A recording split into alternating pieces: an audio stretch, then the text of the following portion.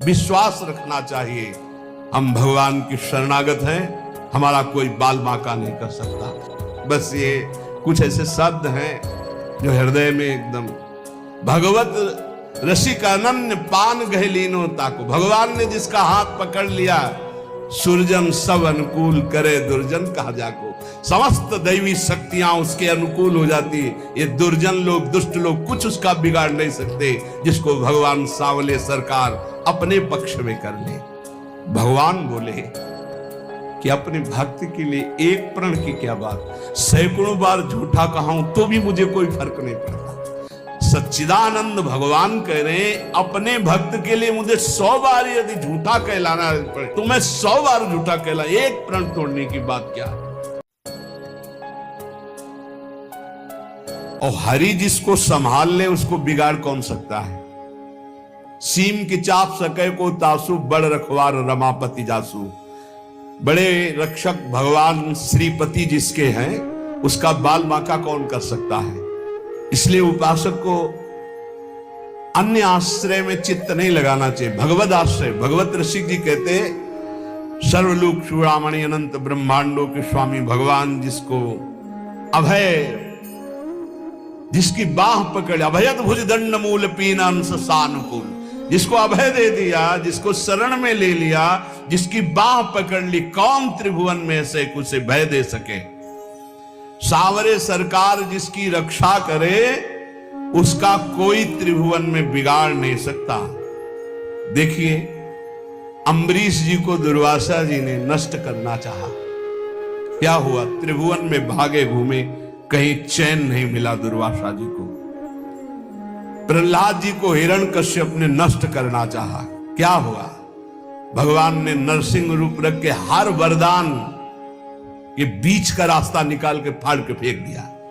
न दिन है न रात संध्या, न अस्त्र है न शस्त्र, ना खून न जीवित है न निर्जीव, न ब्रह्मा का बनाया हुआ नर है न पशु, नरसिंह रूप, न घर के भीतर है न बाहर डेहरी पे बैठे, हर वरदान फाड़ के फेंक दिया। और प्रहलाद जी के कहीं खरोच भी कभी पूरे जीवन में नहीं लगी। भगवत रसिक जी कह रहे हैं, ध्रुव जी क्या स्थिति थी, चाटा मार करके गोद में भी बैठने नहीं दिया है, तो इस सिंहासन का अधिकारी, जहां पहले नारायण का भजन कर और शरीर त्याग, और मेरे गर्भ से, सुरुचि ने कहा मेरे गर्भ से, तब इस सिंहासन में जाके भगवान की आराधना, 5 वर्ष का बालक यही मधुवन में, मथुरापुरी में आकर के तपस्या की। क्या उस समय मच्छर नहीं थे, क्या सांप बिच्छू नहीं थे, क्या सिंह नहीं थे, कोई परवाह नहीं की, क्योंकि सांवरे सरकार का भरोसा, 6 महीने में भगवत साक्षात्कार करके त्रिभुवन में सर्वबंदनी अटल पदवी प्राप्त करके चलेंगे। कुंती नंदन 5 पांडवों को बाल्यावस्था से लेकर मारने का प्रयास होता रहा, अंततो गत्वा दुर्योधन का सर्वनाश हो गया, पूरे परिवार का। महाराज युधिष्ठिर चक्रवर्ती सम्राट पद पर बैठे, सांवरे सरकार जिसके पक्ष में, उसका बाल बांका भी नहीं हो सकता, बाल बांका भी नहीं हो सकता। बहुत बड़ी बात है भीष्म प्रतिज्ञा। दुर्योधन ने जब देखा कि 10,000 महारथियों को रोज मारते हुए एक पांडव को खरोच भी नहीं आती, तो कहा भीष्म जी से कि पितामह मैं पहले से जानता था, सेनापति बनाने के पहले से आपको, कि आप हमारी कभी विजय नहीं चाहेंगे, आप पांडवों की ही विजय चाहेंगे, भले हमारे पक्ष से 10,000 महारथियों को मारते तो भी। तुमका ऐसा नहीं, मैं कोई पक्षपात नहीं कर रहा हूं, वो श्री कृष्ण द्वारा सुरक्षित है। बोले तो आपकी प्रतिज्ञा को कोई टाल सके ऐसा नहीं, आप हमारे सामने प्रण लीजिए कि पांडवों का वध करेंगे। भीष्म जी ने 5 बाण निकाले और कहा अगर कल जीवित रहा तो 5 पांडवों का वध निश्चित करूंगा। भीष्म प्रतिज्ञा। भीष्म जी अपने वचन के पालन के लिए अपने गुरुदेव परशुराम से युद्ध कर दिए, औरों की तो बात चले दो। अब बड़े आनंद में जय जयकार करता हुआ दुर्योधन निकला भीष्म के शिविर से कि कल पांडव प्रातःकालीन युद्ध क्षेत्र में, भीष्म जी ने प्रतिज्ञा की मारे जाएंगे।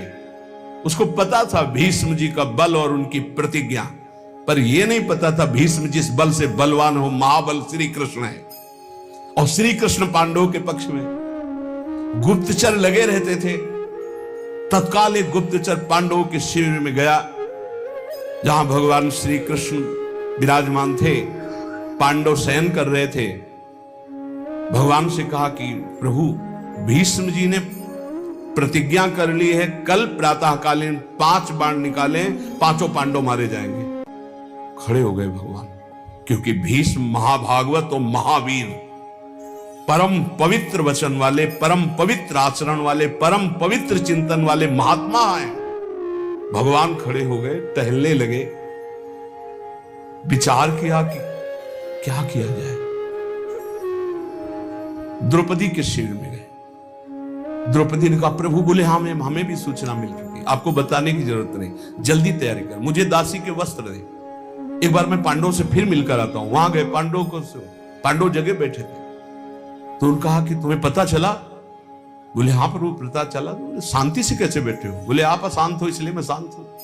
आप अशांत, जिसकी आप रक्षा करने के लिए अशांत हो चुके हो, चंचल हो चुके हो, अब मुझे क्या परवाह है? अरे बोले तुम तो बातें बनाते हो। और भगवान ने दासी वस्त्र धारण किए, द्रौपदी के दासी के वस्त्र धारण, नटवर नागर है, लीला बिहारी।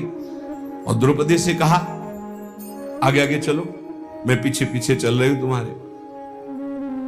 पूरी घाघरा और सुबह से पहरे। जो इस शिविर के प्रथम द्वार पर गए तो उनका पादुका उतारो, जो दासी का कर्तव्य है, और अपने पीतांबर में अंदर पादुका ली और दरवाजे पे खड़े हो। बोले जाओ, इतना घूंघट रखना